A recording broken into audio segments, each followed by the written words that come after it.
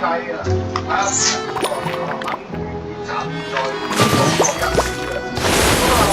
更加好似習主席琴晚公佈咧，就話呢個中嘅民主喺度話，咁世界設咗好多協議啊，咁啊呢啲啦嚇。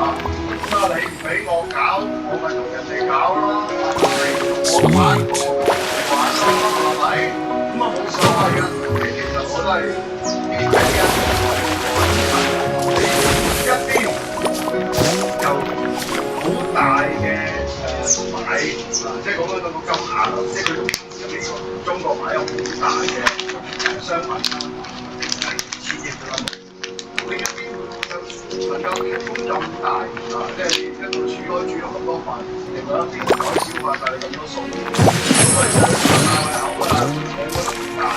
咁究竟如果你拍開咗之後，咁啊預算咧，特朗普佢其實就好簡單嘅啫，佢見唔到有咁大嘅買力，即係喺買方面我可以用咁多錢去買咁多嘢，咁啊你唔賣俾我以為其他人買嘅啫，即係美國佢喺呢一方面即係特朗普佢就聽呢一個招數啦，咁佢就諗住啦，中國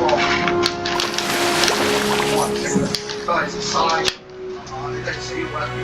咁啊，中國調翻轉啦，佢話俾你聽，喂，你唔緊要啊，你新方法咯，我揾多啲人嚟分擔翻嗰個問題，即係分擔咗嗰個產量。咁你對我係一樣嘅。咁最後會變成點咧？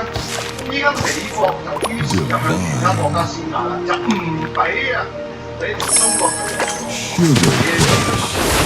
嗱，咁啊睇下個報導先啊，話而家有個啊，透露啊，政府咧就計劃。